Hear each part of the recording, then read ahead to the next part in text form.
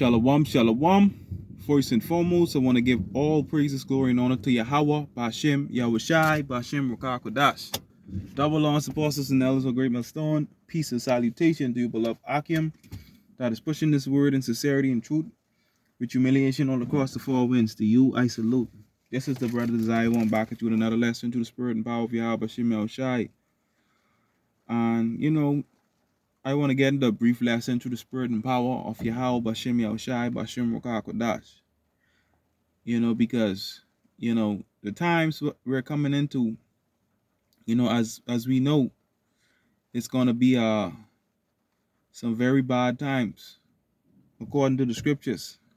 All right. And pretty much, the comforts of this society, has got our people minds wrapped up in this place. Like the scriptures say, rising in the power, this is not your rest. All right. It is polluted. All right. And it has polluted these people's minds. All right. That, what they see, that's what it is. All right. But Jake don't know, because Jake don't understand the scriptures, that this is Esau's kingdom. All right. We got next. All right. Okay. We got next. Okay.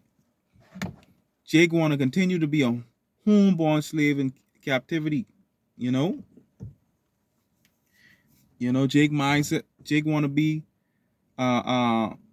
continue being subject to payments under these curses. Jake don't want slaves. All right. I tired of waking, coming up, getting in my bed, waking and slaving.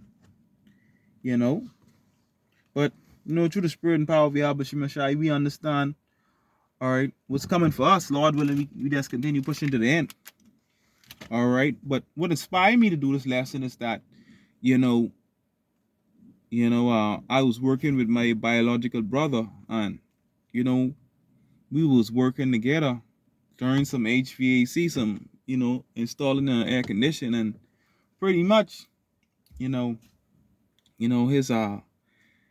his daughter, which is my niece, she keeps calling this phone, asking him when he's coming to when he's coming home so she could see him. All right, he keep on calling, and this was late in the afternoon, so almost night, and she keep on calling, and he started to get and not really frustrated. I see he started to get tired. So he uttered all the mouth, say, man, I don't know if my daughter keep on calling me, say, man, he can't take pressure. I was like, wow. I say, wow. I didn't respond. I say, you can't, all I said to myself, you can't take pressure. And what you're going through is a small thing compared to what's coming. All right. You won't even get nothing. You won't even basically going through nothing like that, with her calling you and stuff like that. She just want to see you. And that light thing, you can't take pressure. So you can imagine when times really get bad, people like him is going to fall. A lot of our families is going to fall in these times to come. All right. He said he can't take pressure. So I was like, wow. And through the spirit, even in the HVAC, you make a lot of money, especially around the summertime. And, it's like when things going bad for him, I always says no. When he catching hell, he don't want to go through nothing. He let his emotions get the best part of him. So I was like, wow, you can't catch hell and deal with your situation as a man. And when he uttered that statement, I said, wow, you could imagine. All right, your little girl, she just want to see you, and she calling you whatever. You can't take that little small pressure. You can imagine when, you can't find food for your child to eat. What the hell you gonna do? You can bow down to the system, okay? Because guess what? You just like these women. You like the comforts of this world, and that's a lot of our family friends. They like the comfort of this world, so they're gonna bow down to the system and take that karagma when it comes. And I was looking up this saying the brothers always bring out, right? Hard times, right? It says the saying hard times create strong men. Strong men create good times, and good times create weak men. All right. They only want to go through the weak they only want to go through the good times. All right. Okay, the good times. They won't go through the bad times. So when the bad times come, they don't know how to maneuver and handle it. All right. So pretty much this is why the scripture say this, right? It's First Timothy 5:6. But she that liveth in pleasure is dead while she liveth. And that could also be equated with the man. All right. These lot of these niggas living in pleasure too. Cause yeah, it is. You only know how to be you only know but the good times. But when the bad times come, you allow your emotions to get the better part of you. And you know what I mean, yeah, that vibration, you know what I mean, you carry that everywhere you go. When you dealing with shit, when we going through shit as a man, we gotta deal with it, man. That's why a lot of these niggas out here, all right, they ain't masculine and they feminine. When they going through shit, they always know. Or they cared on the job, they cared everywhere. They always know he always carry their display his emotions everywhere when he going through shit. But she that liveth in pleasure is dead while she liveth. All right. When you look at pleasure, it means to live luxuriously, live a voluptuous life, give oneself to pleasure. All right. Okay. A lot of these people in this time living in pleasure. You know, I went to do some work in a lady house. Me and my same biological brother, and doing some AC work, and then pretty much this woman who was scoffing at us from time to time, you know, she's one of the brothers who was with us. The brother who was with us, that's his aunt, and she's a big time scoffer. But he ain't in the truth no more, cause he allowed them to, put shit in his head, convince him, cause he wasn't really rooted and grounded anyhow in the truth. And guess what? He's out the truth, and he stay. He look up to her, in high regard, cause she got a big house, and things going good for her. All right, the scripture say she that liveth in pleasure is dead what she live. And I went to the house. I say she got air conditioning in every room, and then she have it good, and you can see she in comfort. She in comfort. So you can imagine when bad times hit her, she ain't gonna know what to do because she only in comfort. And that's a lot of these women out here too. All right. When you see that bad times come, they ain't gonna know what to do. All right. They can come try run for a man of the Lord, but they can get rejected. All right. Comfort is the most dangerous drug, you know? And I say, wow. I say, you can imagine in a time, yeah. Watch when you see hard times come. How will these people deal with it? And after my brother said that, I say, wow, you only know how to go through the good times. So when the bad times come, you don't know how to deal with it, deal with situations. It says, good times create weak men. A lot of these niggas are fucking weak and effeminate. And weak men create hard times. You see that? Weak men create hard times. In a psych in a cyclical view of history, suggesting that adversity leads to strength, which then brings prosperity. But prosperity can lead to complacency and weakness. That's what prosperity can lead to with a lot of these people out here. All right, ultimately bringing back hard times. You see that?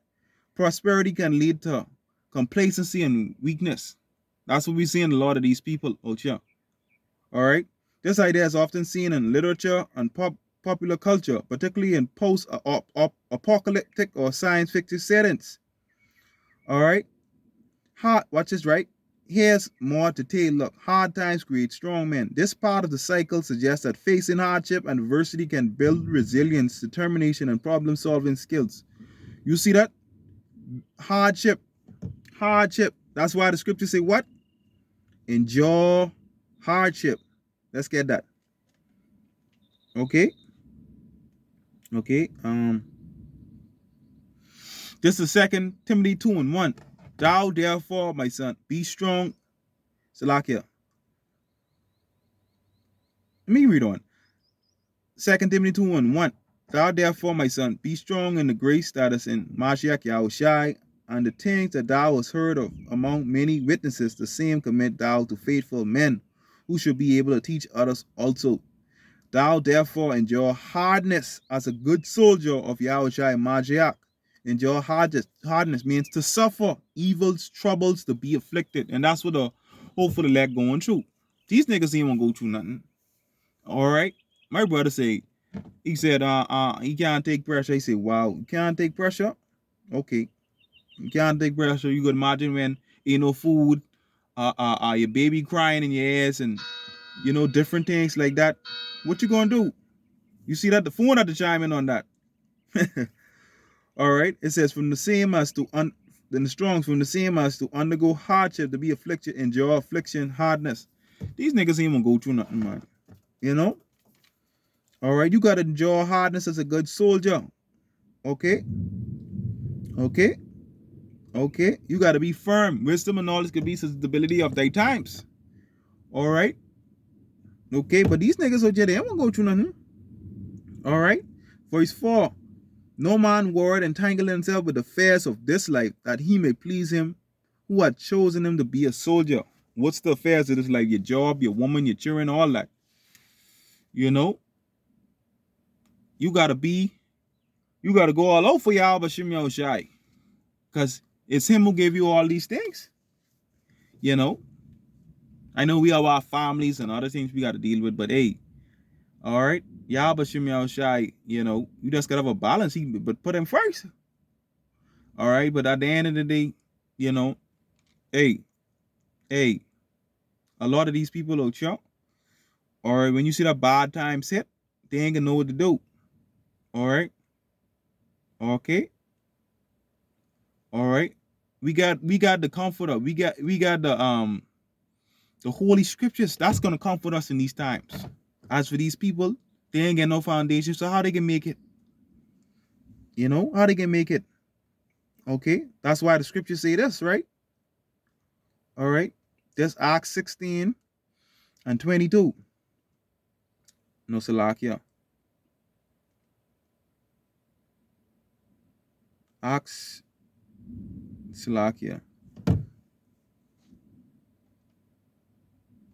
Give me a minute. Salakia. I'm trying to find this precept.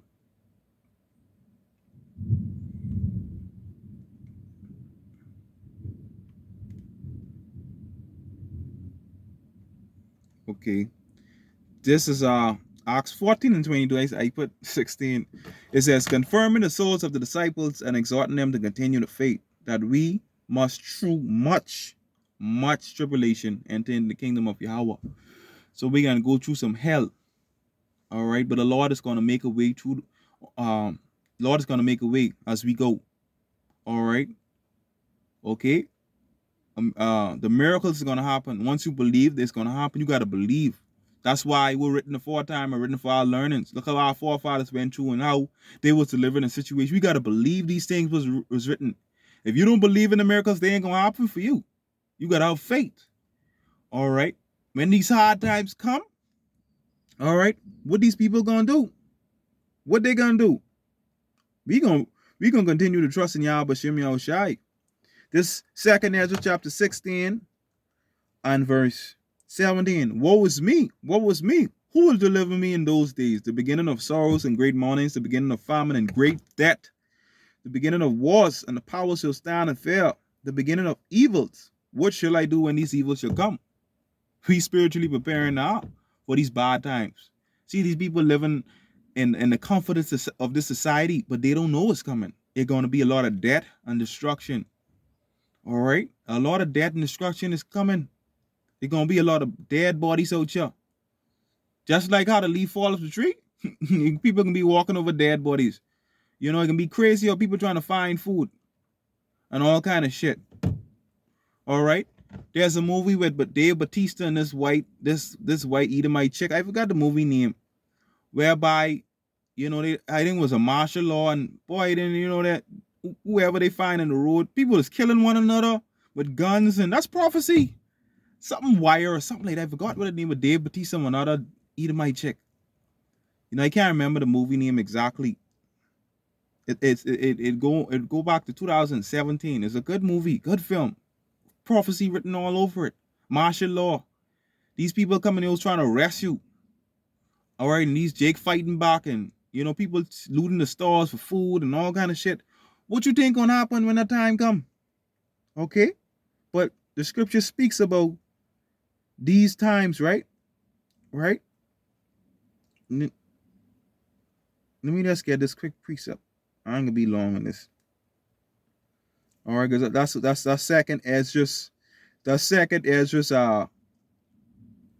15 and 16. It says, second Esdras 15 and 15. The sword and their destruction draw nigh, and one people shall stand up and fight another against another, and swords in their hand. For there shall be sedition among men, and invading one another. Check out that movie. They shall not regard their kings nor princes, and the cause of their actions shall stand in their power. All right, the cause in their actions stand in power. Because people can feel, hey, this is what I need to do to feed my family, or for justice or whatever. People can just take actions into their own hands. All right, a man shall desire to go into a man shall, like verse 17, a man shall desire to go into the city and shall not be able, for because of their pride, the city shall be troubled, the houses shall be destroyed, and men shall be afraid. If the man should be afraid, how much more the woman? Okay? How much more the woman? Okay? Okay? Yeah, Jeremiah, yeah, niggas bitching. Jeremiah, the 30th chapter. Niggas hand on their loins. Bad times is coming. All right? These people out here with only in comfort, guess what? When you see that time come, oh man. Oh man. Only the elect is going to be preserved from the sad perils, like the scriptures say. Everybody else going to get taken. All right? So pretty much what inspired me to do this lesson is when my brother uttered out of his mouth. All right? And seeing how in the society, how people comfort us. Comfort polluted our people's mind. And they can continue to look for comfort. So when you see hard times come, they don't know how to deal with it. It's going to be a time never seen on this earth. It's coming. Oh man, it's coming. It's coming to these people, and they don't know what's coming. But all praise to Yahweh Shem Yahushai. We have the understanding to know. All right. That's why the scriptures say this. Let me just end it here. Okay. Okay, let me just get this out of precept. It says, a prudent man foresee the evil. Okay. Okay, this Proverbs 22 and 3. A prudent man foresee the evil and hide it himself, but the simple pass on and are punished. All right. We see the evil and bad times are coming. All right. We hide it ourselves in this word. All right. This is our shield. This is what's going to keep our minds stable. All right. Fast these people, they can continue trusting in society when this collapse. What you think coming next? All right. When the grid go down, come back up, you got to identify yourself. And guess what? These devils going to present themselves as a form of salvation, these people. And guess what? When hard times come, make these people bow and take the charagma. All right, it's coming. It's coming. But, yeah, man, we just got to continue pushing and holding and striving for the truth and the dead. And continue having faith in Yahweh Shem Yahushai that he deliver us all these time and do the work. But I'd like to give all praises, glory, and honor to Yahweh Shem Yahushai, Bashem Rakakadash. Yeah, man, Shalom.